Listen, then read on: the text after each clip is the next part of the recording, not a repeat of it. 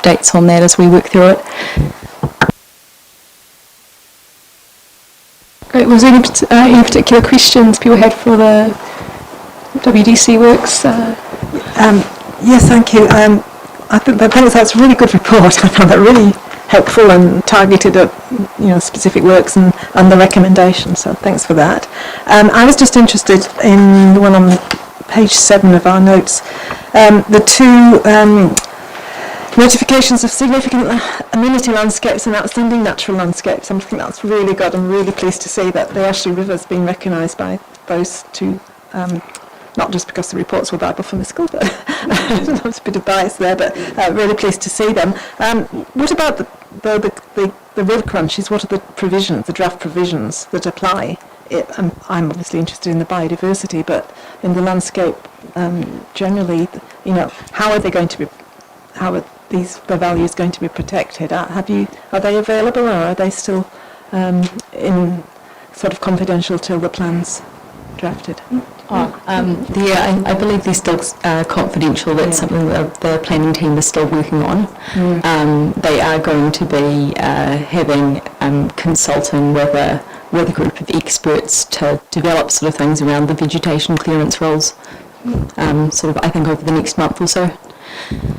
Yeah, so it's definitely something that's on our radar. Both Kate and I have been looking at the planning draft text. Fine recognising high natural character, but what gives it that natural character is lots of water, lots of clean water, not just the vegetation obviously, but got to recognise that biodiversity contributes to that natural character. So keen to see that protected too. Thank you.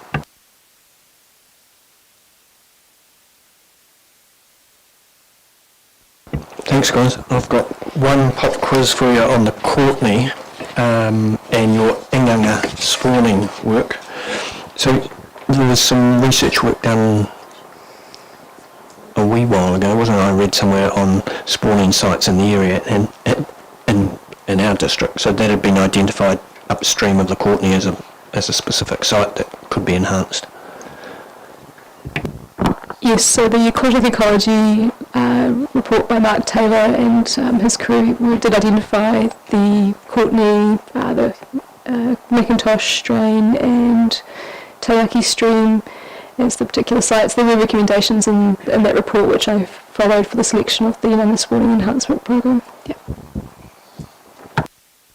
So possibly, Andrew, I'm not sure, but the floodgate at the end of the Courtney, not that you're going to replace the whole thing, but does that need some sort of fish passage option to improve that facility, or, Adrian, sorry?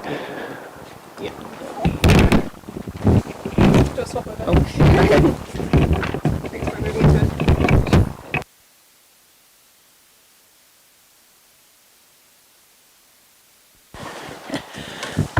The short answer on the Courtney stream floodgates, or under different names, is that we'd historically had one of these lever systems for opening the floodgates longer to make them more passable to fish. Back near the beginning of the year, two of the floodgate flaps were modified with modern, more updated versions of those, and they certainly, our monitoring is indicating that they are keeping the floodgates open for close on half an hour longer than if those levers weren't there in place. And there certainly are some whitebait getting up through those floodgates, but it's been a very hard ask, them getting through those floodgates.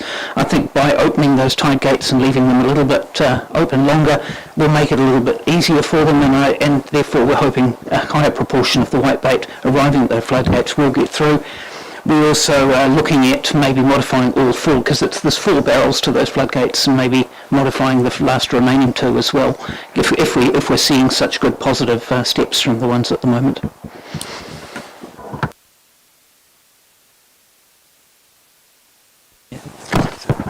Have you got anything to update from there? From your report? No. Kia ora. I'll just wait for Murray to bring up a slide or two, and I know that Mark is going to join us shortly.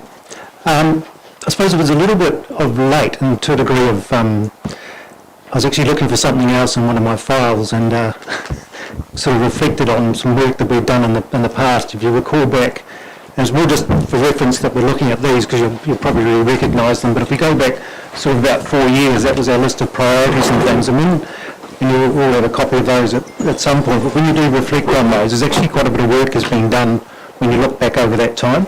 And importantly, some of the projects, you do start to really recognise that basically it kind of boils down to good things take time. Some of the work around the CAM, the Silverstream, etc., have taken a good 2 to 3 years to actually get in place, but they are in place now. And Marco's going to touch on some of the Silverstream work shortly. Next slide, Mary. You'll recall that we sort of had a map that clustered these together, and whilst that has evolved over time, essentially the projects that are sitting in the zipper and I'd suggest might start to bubble to the top when you start looking at action plans, really are just versions of, it's updated versions of things. So those, what I would say there is when you get good, strong direction from the zone committee as to the projects that you'd like us to look at, then certainly we can, collectively we can make things happen. And obviously now we've got the updated version out of the zipper as far as a work program goes. Next one, Murray. Yep. Yeah, that's not for you to be able to see, but effectively there's, I think there's 118 recommendations. 56 of those are on the ground actions, which obviously we're working on. But Marco's just going to cover off effectively the last few highlights from the last 6 months. Thank you. Yeah, so I assume everybody's had a read of our 6 months report that we've compiled. Actually, I think we turned that one off. Turn that one on. So yeah, basically, so it's been we all know it's been a challenging last 6 months for a number of reasons. So really, it was about how do we still provide some momentum for the team and for my team, and that it worked well for what we were able to work, albeit in limited capacity. So I guess it's just identifying a couple of the key points that I provided you and just putting in some more detail around that. So I've just picked 3 of those points just to expand on a little bit. So the first one we'll touch on is the Silverstream Loop, and as Andrew mentioned previously, yes. So it's a couple of locations where there was an excess of 15,000 plants put in the ground at a cost of around $150,000. So certainly no easy task, and some really good numbers there.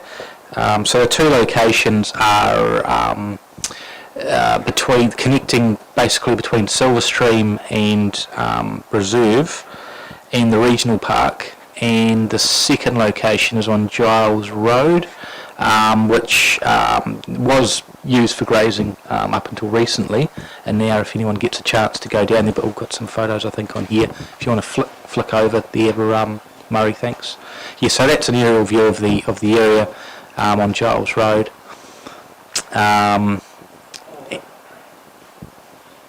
Just go to the next one, right? Yeah. And that's what it looks like what it looked like on the ground. So quite a bit of work. Yeah, I was just going to say, if I drive past it regularly, and I must say every time I drive past, it's like, that is a heap of plants. It's that's something, that's around 9,000 plants in there.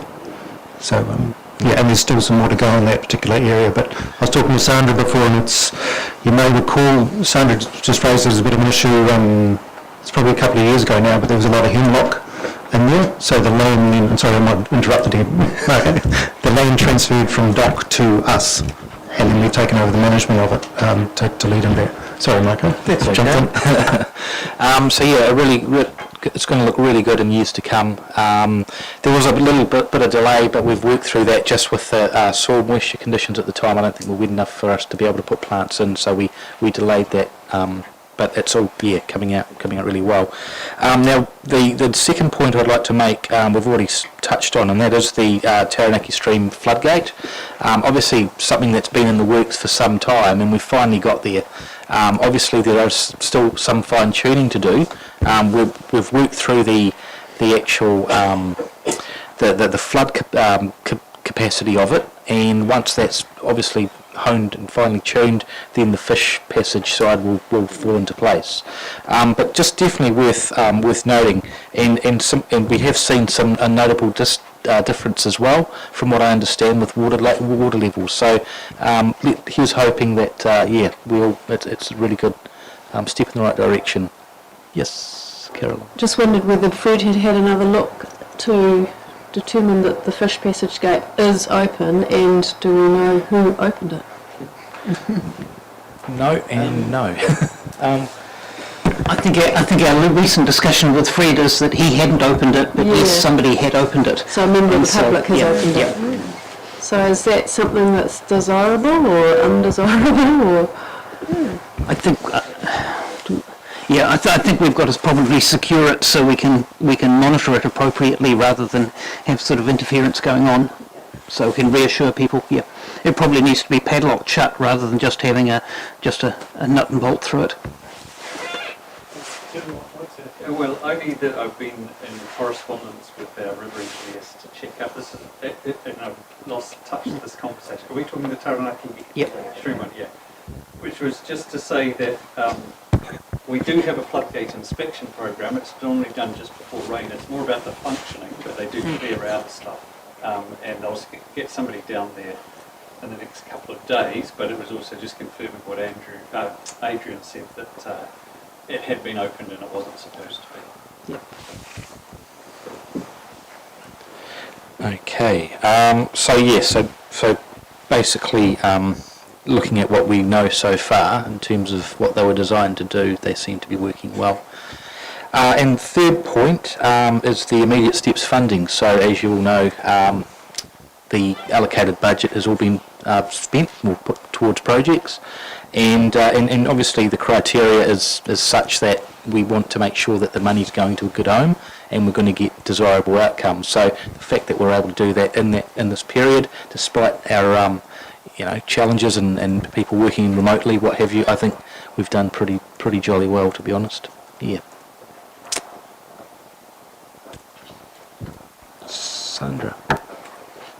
Thank you. Just a question on this photo. Well, it looks great, and you've got lots of, 150 k's worth of plants in there. Is this an example of retiring land from grazing and putting it into native forest? What is it actually intended to deliver to the quality of the Silverstream, which has not so much a sediment problem, but clearly a nitrate problem? So what is this intended to achieve? Murray, can you just go back one? Oh, another one, please. Okay. Obviously, if you look roughly where the green patch is, which on the bottom left of the photo of the fields, a little bit further over, and also for that matter where the red circle is, that's, I suppose, 2 degrees where the start of the Silverstream is in that area there, and obviously nitrates are an issue. The planting, this whole piece here is actually looked at as being ultimately the aim is a 27-kilometre loop track that we're working with Waimakariri District Council and others on creating. A lot of that, I think roughly about 2/3 of it's actually already connected. We just need to connect it better together. That piece of land became the piece we were looking at in Giles Road up to the right there. That became available, and we took advantage of it. Those plantings there probably won't have a direct impact on the nitrates in the water.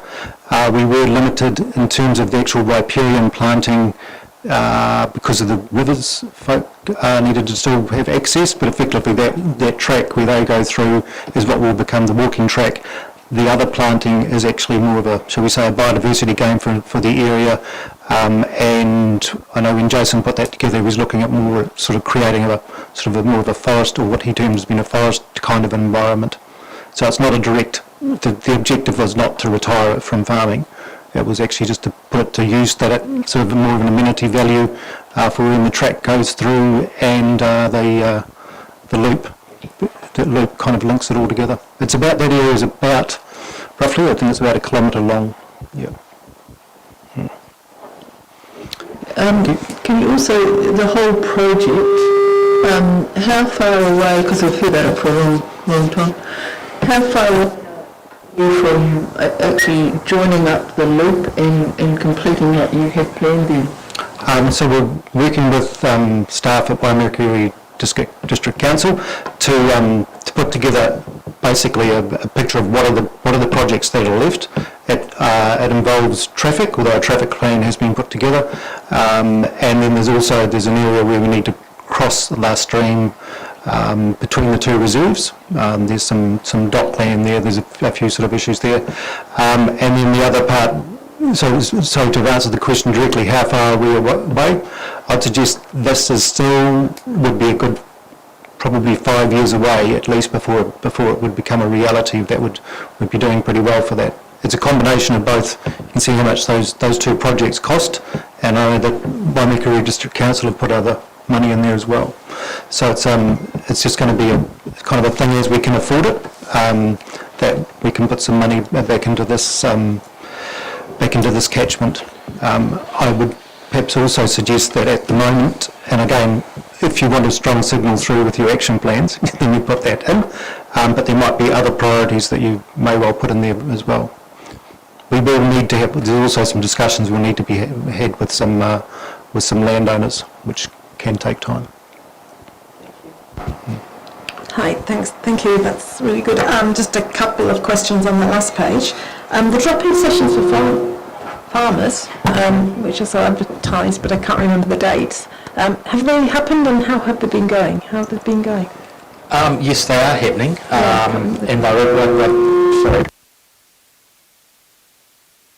Okay. And they're advertised in two newspapers. So yes, they are happening, and they continue to happen as well on a monthly. Well, at this point, it just depends on the need of what people are wanting in the community, I suppose. But in terms of numbers, yeah, I can't give you. I mean, what does success look like in terms of five? I think you're sort of seeing about 5 throughout that course on average per session. Yeah.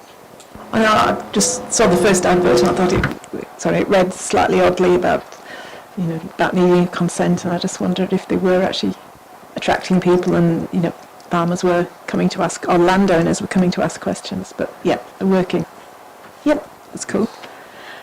So this, and then the second one is this: ECAM staff working with Lower Ashley Rakahuri farmers to form a sub-catchment group, and I just wondered how that interacted or intersected with the Taranaki sort of catchment group, or land care group, or whatever that sort of Caroline's been promoting in that area.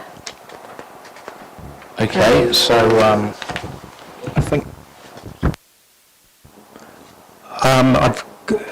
Can I cover that off? We talk about the Ashley Rakahuri Braided River shortly, but I'll get to that point in a roundabout way if you like. I'm sure you won't let me go there, Judith. Yeah. Thank you. Anything else?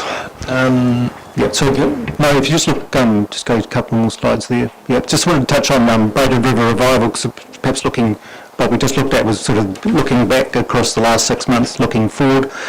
Now, I'm not going to give a full update on Braided River Revival and the Ashley Rakahuri today. There's a number of moving parts that are actually good moving parts that include, and just to touch on a few things, they include obviously the Lees Valley through to the Woody Reed issue at the top end of the river.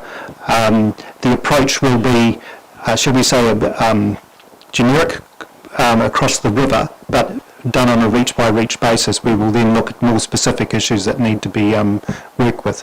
They're already bubbling to the top, but if there's a task that I could perhaps leave with the Zone Committee at the moment, is actually with the catchment group down near Waikuku to Taranaki, sort of, and those catchment-based discussions we're having in that area. And that really is, if you could give us a strong indication of what you would like to see as far as aspirations go for the catchment, and then we can actually fold those into the plan. So that may be that you want to see more water go down to Tutaihara. It may be other options, those sorts of things, but we'd perhaps be looking for that to come through from the zone committee over the next ideally month to six weeks. That would be useful. Just back a little bit further, Judith, to the point about the I think it's probably a word that might be being used about the catchment group. We're well aware that it is actually the same thing as being talked about. It just might have been some names and language that have been used in there. But we're well aware that that group, like all catchment groups, the good ones are from the flex routes up, and well aware that that's what is trying to be achieved at the moment to get that to happen. But it's more, I think, that particular point in the report was referring to the landowners that have been, Marco and Anna and Sapora, and I know Dave's been out, if you're aware that Dave's been out there as well, had been working with perhaps even a subset within that area. Yeah. Okay. So the only other things we're actually just, so part of also Budget River Revival, we put in the report that there's at least $500,000 being spent on the river. We're still awaiting an outcome, and fingers crossed from the infrastructure, the COVID fund. So we're hoping that'll come the next, very soon. We've been hoping for that for a while. Cheers. Any questions?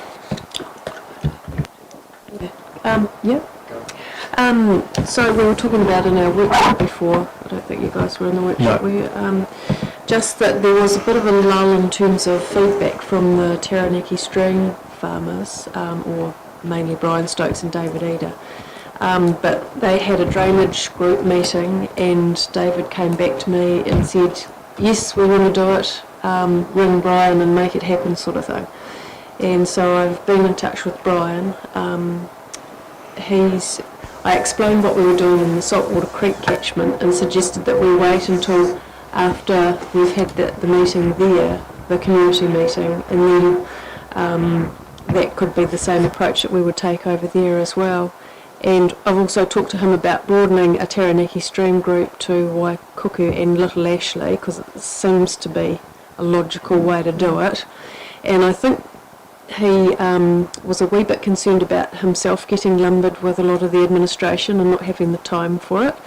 And I've sort of said that, well, Jo Buckner from Landcare Trust is keen to get involved, and between her and I, we could perhaps try and help get the group up and running, and then possibly if funding was available for coordinator after that, then all his responsibility really would be to, be fully supportive and help to keep all the other farmers supportive as well. But just going back to your request for the zone committee's aspiration for that catchment, I kind of feel like the community of that catchment are probably in a better place to give you feedback, but we need time to make that happen.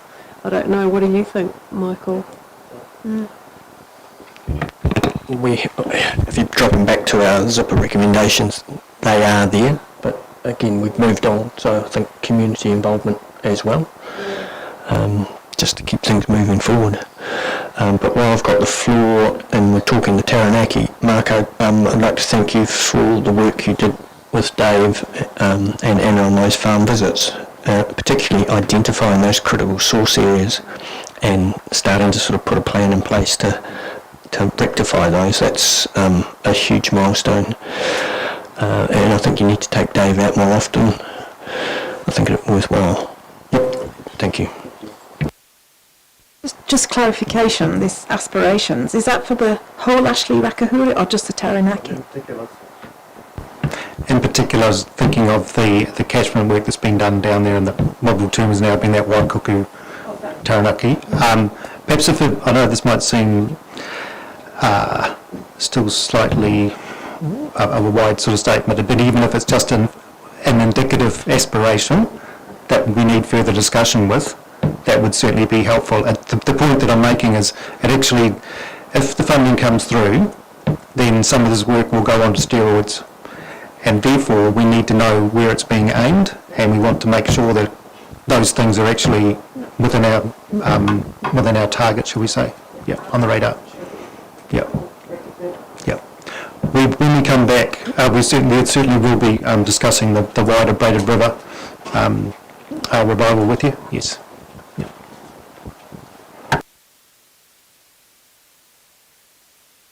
Thank you, gents.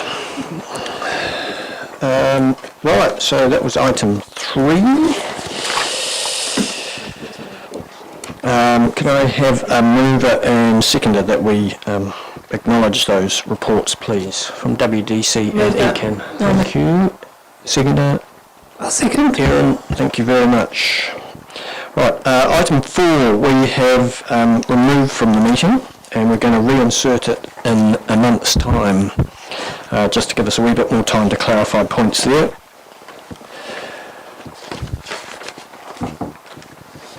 Which brings Murray to the fore for item 5, committee updates.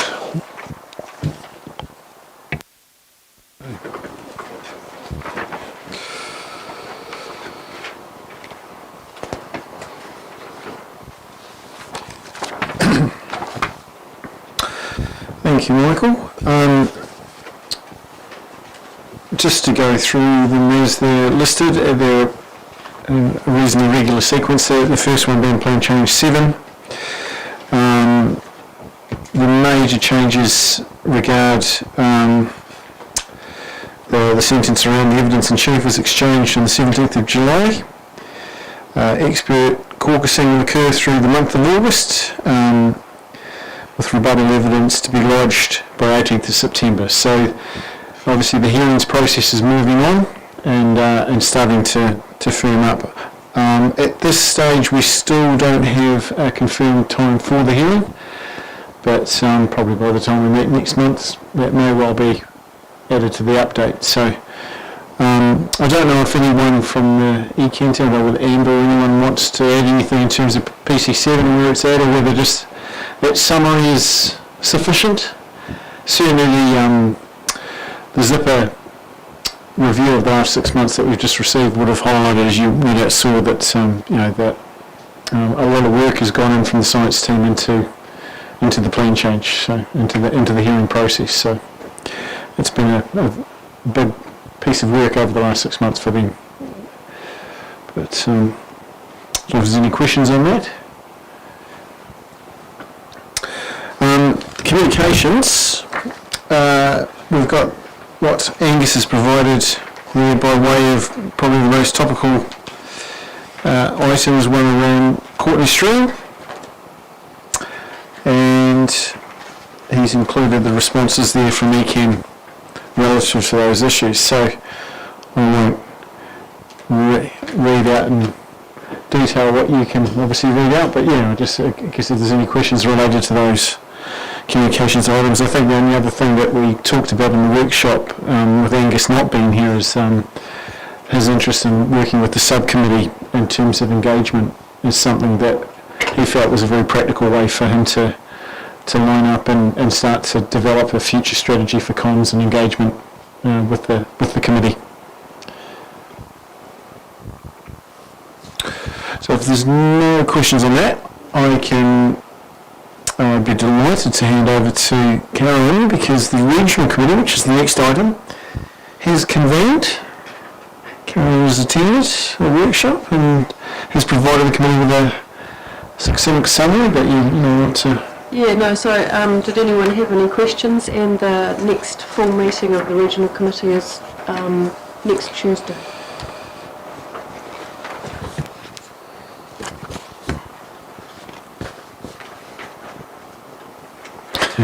All good. Okay. What then follows is just some of the action points from the previous meeting. So we touched on, and I think we've just alluded to, I guess, looking at the floodgates and updating on the investigation into automating the camera of the floodgates. So I just noted that that's something that we would bring back to a future meeting, not this meeting, but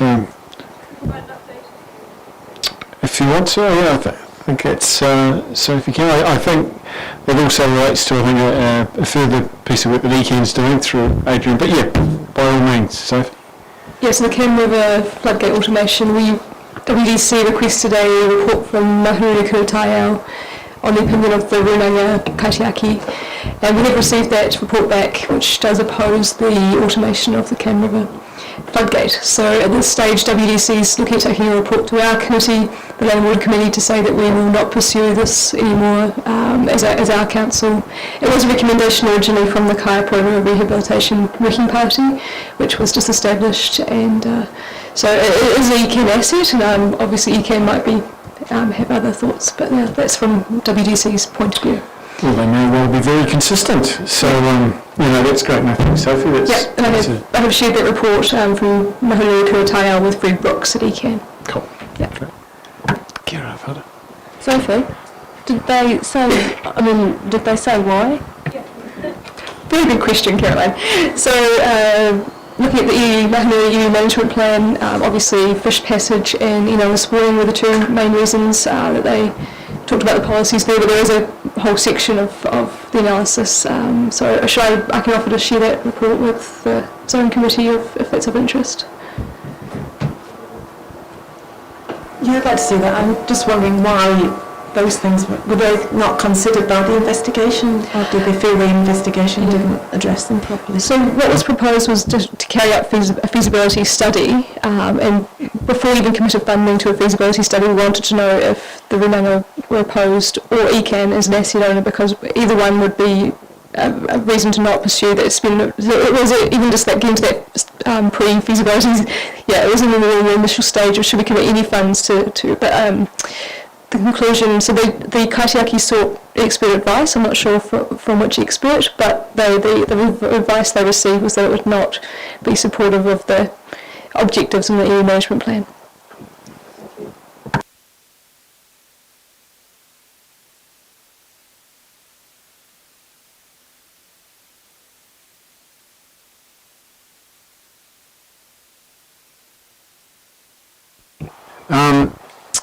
The next item is around the monitoring on the Kaiapoi River, and I boldly stepped into the space of the science team with Adrian being away as in the week we were preparing these papers to think, well, a first step in that would be to look at the Lawa site, which is increasingly being positioned for monitoring data across the whole country to house, and you may recall from I think the previous meeting, if not the one before, the groundwater team has recently included data on the lower side as well. So I was just looking to see whether I could pull it up, or whether you'd had a chance to look through at the monitoring data for the Kaiapoi River that's on the lower side. Whether you'd like me to, or whether you'd just like to look at it, have a go. Oh, so there you go, Murray. I spend quite a lot of my life on that site actually, and Tim's here, I thought I might just highlight it. Although it's slightly outside our zone, the Waimakariri River, Tim, has 4 or 5 sites there, but there's never any data recorded on stream health, water health, whether it be EMP or E. coli. So that would be a big red flag to look into, please, from my point of view.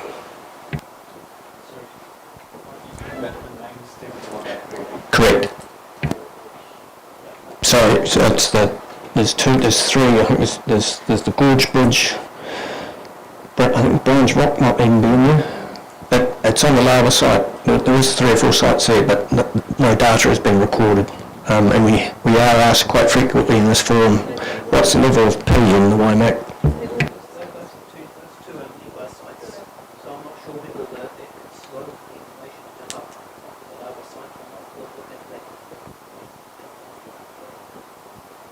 Good question, Mike. Just to show you, this is as is in the meeting papers, Lawa land, air, water, Aotearoa. So having typed in Kaiapoi, that takes you to a range of sites that are actually, and then you can click on, if I was to boat ramp, which is a swimming. This is where you swim. Let's have a look. Can I swim here?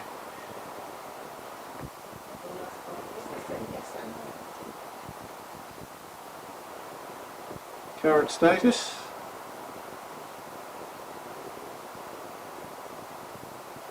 I think that's a Do not swap.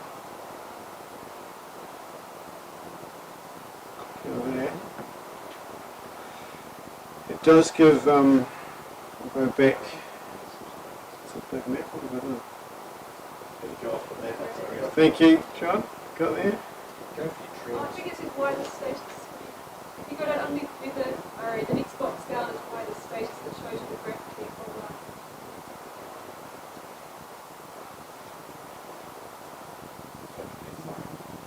Hey?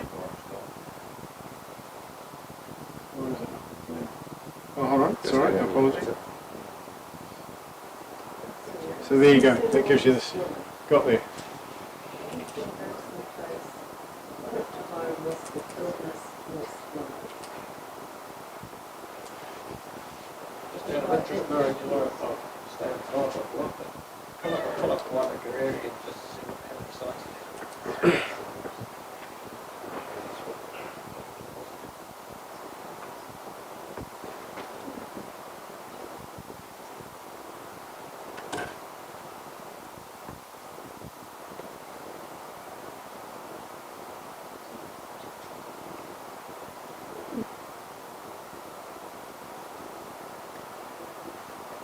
Any of those in particular?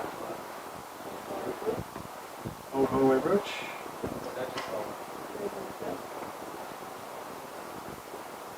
Live flow data. So again, that's, I guess it's highlighting what's recorded at that site. Just show more information. You scroll at the top, Mark, and just click explore. Water under Canterbury region. Sorry, it says New Zealand Canterbury region water quantity. Click Canterbury region. And come down. It should say river quality. Yeah. And then you scroll down to Waimakariri River. It's right at the bottom. I just don't know. On the left, yeah, that's it. And that should list all the quality sites. So then you come right down to the bottom, you'll see all the Waimakariri River. There you go. So we've got. We'll look at any one of those. That one there? Let's scroll up a little bit. Sorry. That one? Yep.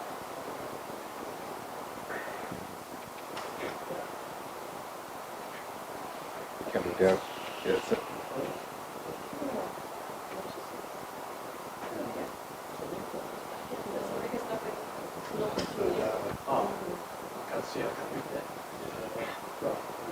Not assessed.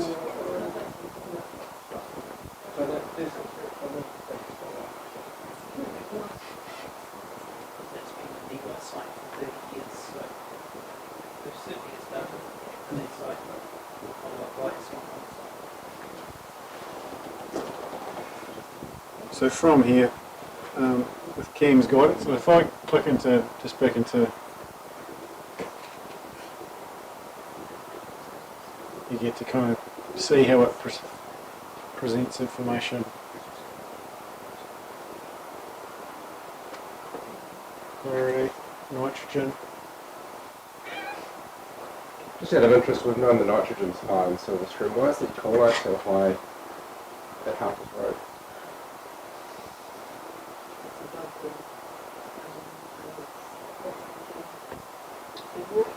Very high coli. Yeah. There's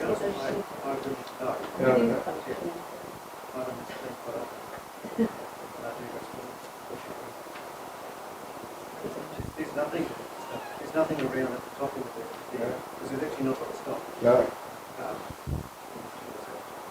But it's, yeah, you can see E. coli, it's a very low band for E. coli. No tracks people. No tracks people.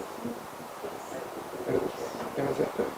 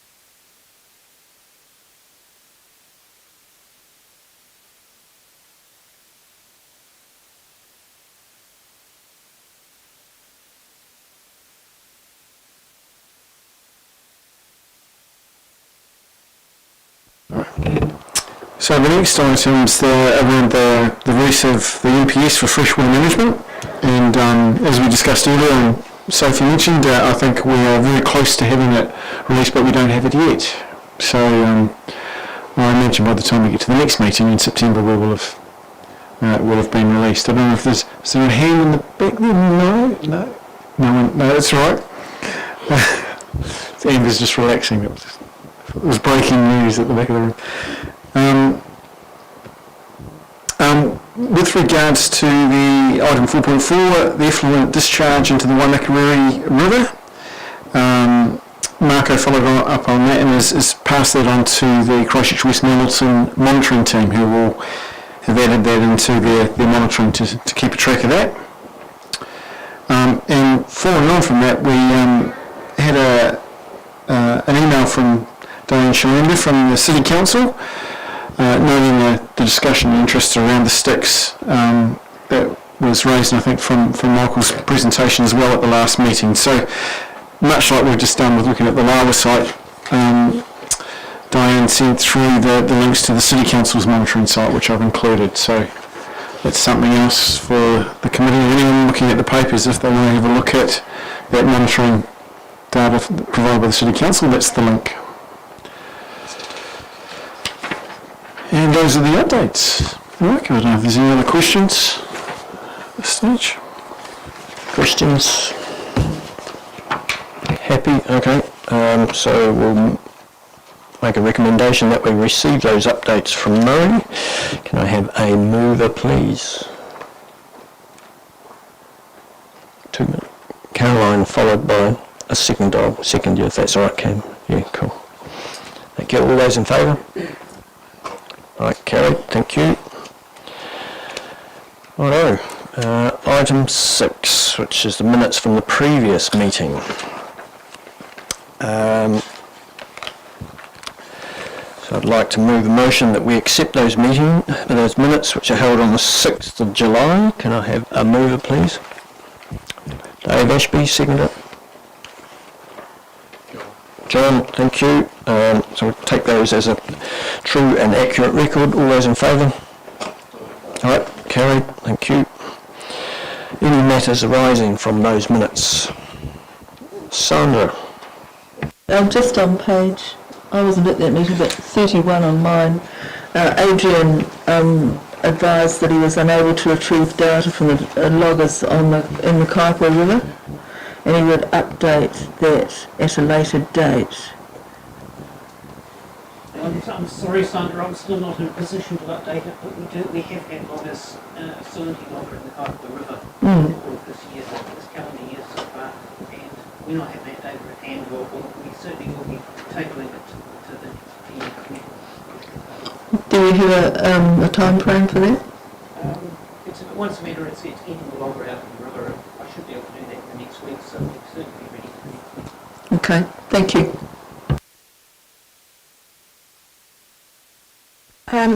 Just item 4, which was about coastal streams. There was, I think Jared said there was going to be a meeting, bottom of our page, page 33, there was going to be a meeting with the new owners of Pegasus Templeton Group about the state of the lake. I just wondered if, on the 8th of July, I just wondered if there was any report back from that? Update? Jared's gone. Anybody? Oh, thank you. Yeah, I attended that meeting along with about 6 or 7 staff from Waimakariri District Council. They were, it was a very productive meeting. It was really a meet and greet with the new owners of Pegasus Town, the Templeton Group, and certainly the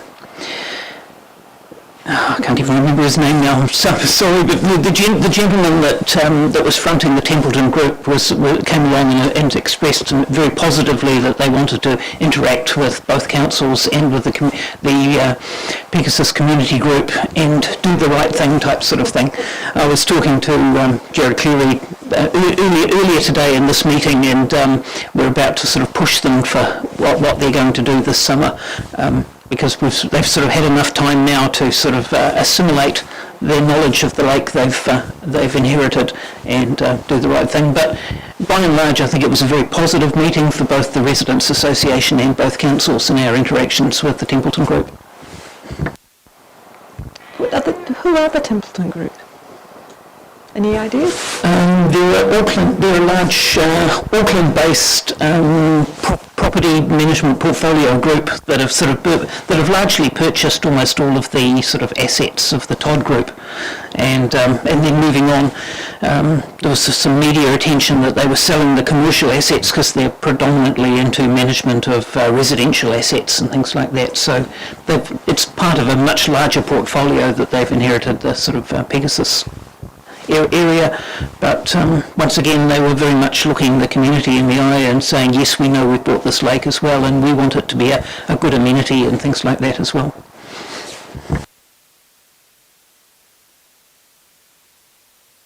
Well, he doesn't have voting rights, so yeah. Any other general business? Yeah? Pigeon out the window. Yeah, sorry. Jeez. Oh, yes, you go, Andrew, please. It's just a little bit of promotion. When anybody from the Zone Committee or public behind us see anything around the community that is a pollution event, I really encourage them to phone or tell other people to phone the pollution hotline. The reason for that is actually we can respond a lot quicker than things being brought here sometime later, but also the item actually gets logged and therefore there's a process that actually gets closed off, so it doesn't get closed off until there's a conclusion. So it's a very efficient and effective process. I just like to promote that. You encourage the community when talking to them if they're raising those issues to phone the pollution hotline. Yep. Thank you. So that was advertised quite frequently, but I don't know if I've seen it for a while. Does it need a bit of a refresh in the media? Possibly. I don't know, when your budget's right. Yeah. Right, no more matters arising. Cool. I just need to slip in item 1.4 that I overlooked at the start, which is registration of interest or any changes to, if there's any notifications there. As good committee members, you have to acknowledge it at the moment. Nothing? Lovely. Corker. Which brings us to item 7, general business. We were talking about it last week at the Biodiversity Working Group meeting, but it's just in relation to the racecourse quarry proposal that's been in the papers recently. And just sort of thinking, and Sandra gave us a very good rundown on where it's at in terms of WDC, and that it's at the very early stages at the moment. Is everyone familiar with that? So just thinking, it seems like on the surface of it, it's just a shall we quarry, shan't we quarry, but there's the matter of the riverbed nesting areas and the fact that it's been identified that they seem to do particularly well in areas that have previously been quarried, and just wondering how the Zone Committee can provide some input or encourage other people to sort of take up the cause, perhaps the Ashley Rakahuri River Care Group, in terms of promoting the interests of the birds in maintaining gravel extraction in the river. So I don't know if anyone's got any suggestions. I'll just follow up. There was a nice piece by the WDC Mayor and the local RAG, which sort of covered over all some of those points in terms of it is a resource consent application, so it's got to go through that due process. So all of us as individuals would be perfectly able to submit on that, but from the Zone Committee's point of view, it's probably a non-starter. Has anyone had a conversation with Nick Ledgard, for example? So maybe one of us should give him a ring.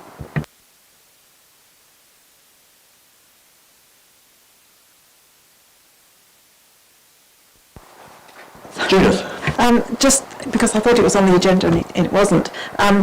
just to note that the biodiversity, I think I might call it a working group, not a subcommittee, since we have staff from Waimakariri District Council and ECAN along it. We had a sort of a very informal first meeting and a slightly more formal second meeting last Friday. And so we ranged over a whole range of topics, but perhaps in future meetings there'll be a slot on the agenda for the biodiversity working group to report here, and there might be some opportunities if anybody's got projects or things they think we should talk about to get in touch. Thank you. Quite happy for you to present that now if you like. Slightly rambling, I think I'd wait till the next meeting. Thank you. Okay. Any other general business? Murray? I might just add in, I was away from the laptop earlier on and we're finishing off the zipper review of the last 6 months. Just a very high level bit of analysis which I think is quite interesting for everyone. Based on what was in this meeting report, we had 118 recommendations in the zipper, the way we've grouped them in the reference document, which very neatly splits into 59 recommendations being statutory and 59 being action focused. And across that report we had 47 recommendations out of 50 actions which actually had some sort of response to them, which means when you include the hearing, 59, which have been addressed through the plan change, that so far to date, we've had 106 of 118 recommendations have had some form of follow-up. So I think that's quite an interesting high-level overview of how we're responding to the zipper.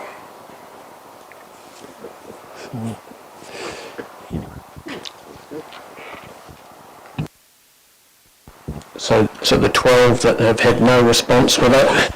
Whose were they? I think they're all from we can assess that. I didn't add that into the obviously now focused on the other 106. But yeah, we can certainly do that, Michael. But yeah, I thought it does actually show a degree of response across the whole range from both the District Council and Environment Canterbury. But yeah, let's identify the 12. No, thank you, Murray. They're probably mine, so we'll park those. Right. Nothing else there, ladies and gentlemen. Mr. Rubin, would you honour us, please, with karakia to wind the meeting up?